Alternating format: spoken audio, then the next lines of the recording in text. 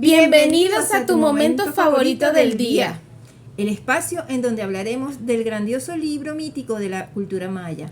Así es, yo soy Thaís Sanz y yo soy Mar Rivero.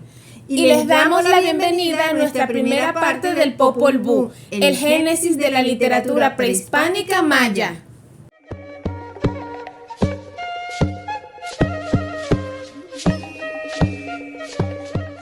Estamos emocionadísimas por el programa del día de hoy. Sí, tendremos una invitada súper especial, pero eso es una sorpresa. ¡Qué emoción!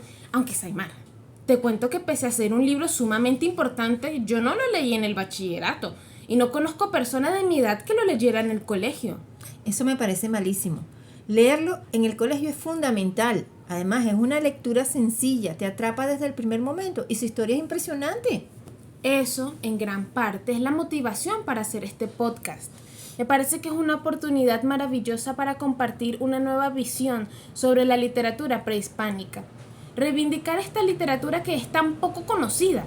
Es más, yo tampoco sabía hasta que leí el Popol Vuh que los mayas fueron una civilización precolombina con presencia e influencia en los territorios que hoy conocemos como el sur de México, Guatemala y Belice, y que además era una de las culturas más avanzadas y poderosas de Mesoamérica, donde estuvieron por aproximadamente 3.000 años. Y eso no es todo. Eran hábiles arquitectos, veneraban el cosmos y poseían un sistema de escritura glífica utilizada para registrar datos del comercio que realizaban, notas cronológicas, la sucesión de los reyes, entre muchas más información referente a su quehacer diario. Por eso es tan importante conocer el Popol Vuh, que como manuscrito tiene origen a mediados del siglo XVI, cuando un indígena lo plasmó en lengua quiché, y posteriormente, a principios del siglo XVIII, el libro llegó a manos de Fray Francisco Jiménez, quien lo tradujo simultáneamente del quiché al latín y al castellano. Y que es una edición que consta de 4 partes. Las 2 primeras que hablan sobre la cosmogonía, en la que se refleja la creación del mundo y el papel que jugaría el hombre de acuerdo con los deseos de los dioses creadores, aunque no siempre. Y las 2 últimas sobre la historia de los mayas. Saimar, quizás para nuestros oyentes suene raro, pero yo siento que es mejor empezar por el final, la parte 3 y la parte 4, pues aquí nos narran la historia de los primeros hombres y se hace referencia a las dinastías que gobernaban el pueblo maya, las tierras que conquistaron e interesantes datos de las migraciones que hacían. Sí, es raro pero necesario, y es algo que seguro sustentará nuestra invitada más tarde, pues es importante aclarar que quienes vivieron para contar e inculcar toda la cosmogonía que hay en el Popol Vuh fueron las 3 grandes tribus quiché y sus descendientes. Sí, sin duda todo comenzó con los primeros hombres creados por los dioses. Balanquitze, Balanacap, Maucutá e Iquibalam y sus respectivas esposas. Pues fueron ellos quienes buscaron una nueva tierra, ¿no? Cada uno bajo el orden de un dios protector, por ejemplo. Balanquitze con el dios Toil, Balanacap con Ibilix, Maucutá con Acabitz e Iquibalam con Nicatacá, pero también con sus pueblos que tomaron por nombres Toil de los Quiché, Toil de los Tamub y los Til de los Ilocap.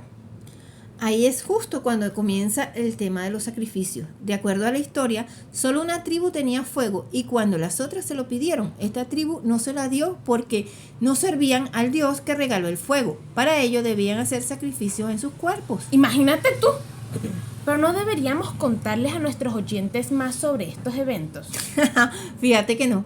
Considero que lo que buscamos hacer es dar las herramientas necesarias para leer el Popol Vuh, así que lean. Por eso, Thaís, ya llegó el tiempo de presentar a nuestra invitada especial, quien dirá qué aspectos de la literatura indígena se reflejan en el Popol Vuh y cómo saber eso nos ayuda a entenderlo. Sí, nos complace darle la bienvenida a María Martins, estudiante de literatura latinoamericana y caribeña.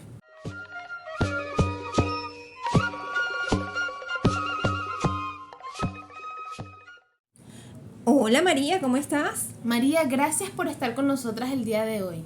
Muy bien, gracias Aymar y nuevamente gracias por la invitación. Es una gran manera de hacer conocer la literatura indígena.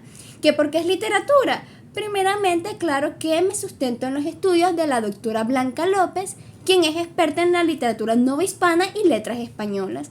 con ponencias sobre lo que es la literatura indígena. A partir de sus postulados se puede sustentar esta propuesta. Ahora, me parece muy acertado que hayan decidido empezar con la narrativa de las partes 3 y 4 del libro, porque para los nativos su cultura y preservación era vital. Ya va. Disculpa que te interrumpa, María, pero a mi parecer su literatura no era solo para entretener, sino un mecanismo en el que prevalece su historia. Así que, si entendemos la historia maya en conjunto, a su sentir colectivo, necesidades y sobre todo su contexto, es entonces que podemos entender su cosmogonía. Es un punto de vista sumamente acertado y es el que me permite adentrarme entonces en las características que la doctora López encuentra en estos textos. Primero es que esta es una literatura primordialmente oral, por lo que se transmitía por discursos que iban de boca en boca, acompañada de expresiones corporales y música, y probablemente también era acompañada por algún tipo de parafernalia que ayudase a tener más impacto. Segundo, hay que saber que esta era anónima. Los autores de estos textos no importaban porque, y eso me lleva al tercer punto, lo que buscaban era enaltecer el alma colectiva. Buscaban que quien escuchase se sintiera aludido y conmovido con ello, porque nuevamente era su historia. Es allí cuando entra la escritura glífica de la que hablé antes, ¿no es así? Precisamente, las poblaciones prehispánicas, o al menos las más desarrolladas, contaban con una serie de mecanismos, tanto orales como escritos, que ayudaban a la memorización de los textos. Con lo escrito, tenían estos glifos que los expresaban en algo llamado códices, los cuales son, de hecho, los manuscritos legibles más antiguos de Mesoamérica, y en ellos plasmaban todos los datos importantes, incluyendo la literatura. Y mayormente eran los sacerdotes o las personas de alta élite maya quienes los utilizaban, pues eran quienes sabían leer y escribir. María, discúlpame, pero no entiendo mucho esta escritura glífica. Son como los jeroglíficos. Muy parecido. Ambos eran signos que representaban ideas y estaban compuestos por dibujos y signos. Ajá. Y por supuesto que el significado cambiaba de acuerdo al idioma. Recuerden que en América la pluralidad lingüística era enorme. Puede que este sistema no parezca tan completo como el nuestro, pues una imagen no cuenta por sí sola un poema o un cuento, necesita de algo más. Pero es por ello que tenían los códices, y estos tenían una función específica, y es que un códice era lo que para nosotros en la actualidad es un mapa mental. Ya va. Por ejemplo, uno elabora un mapa mental sobre un tema y hace los dibujos con las palabras clave, pero aún así el mapa no se explica solo, sino que necesita de un orador que comprenda esos códigos para explicarlo. Entonces, quien manejaba los códices veía las imágenes y ya sabía qué y cómo iba a contar algo. Me captaste la idea, Sai. Antes nos comentaste que había también mecanismos orales, María. ¿Cuáles eran? Esta literatura oral, que como han podido entender, está llena de complejidades. Es un bagaje de recursividades que ayudan al orador. En el Popol Vuh esto será más evidente en la segunda parte del podcast. Pero ¿podrías darnos un ejemplo de ello? Fíjense, cuando leyeron, ¿se fijaron que en un mismo párrafo se repetía una palabra muchas veces? Como una muletilla muy constante. Pues esta repetición es un acto de reiteración semántica, donde las cosas se repiten porque, recordemos, esto era de transmisión oral. Mientras ellos más repitiesen algo, más fácil era de memorizar. Yo también he notado que mencionan mucho lo que son las plumas y las piedras preciosas. Incluso dicen que los personajes van vestidos con ellas. ¿Eso tiene algún significado? Sí, es una reiteración del tipo metafórico. Cumple con otro objetivo que es el estético y simbólico. Para los indígenas, la convivencia con lo natural era importante. Y elementos como flores, aves y sus plumas y gemas preciosas cumplen con un simbolismo que dependía del valor que les daban la tribu a dichas cosas.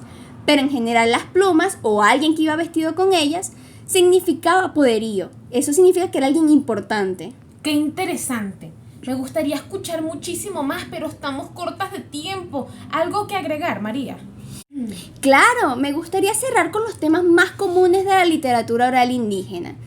Estas solían ser del tipo religioso porque buscaban hacer honor a sus dioses, heroico porque buscaban hacer de sus hombres guerreros siempre dispuestos, filosóficos y morales porque buscaban transmitir sus ideas y sentires, poéticos como un sentido estético y manipulador donde el oyente queda aludido, y de amistad porque todos eran una comunidad.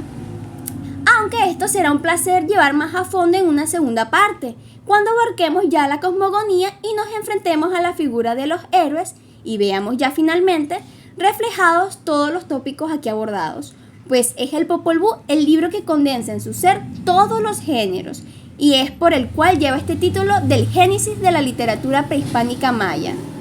Gracias, María, y muchas gracias por venir al programa de hoy. Te veremos en nuestro próximo encuentro. Recuerden que ahí nos adentraremos en la cosmogonía de este interesante tema. Créeme que no lo será. La paz increíble gracias a ustedes y gracias por tomarse la molestia de querer abordar este tema. Un placer. Es así como concluye un capítulo más de nuestro programa. Miles de gracias a todos ustedes. Síganos escuchando. ¡Chao! ¡Chao!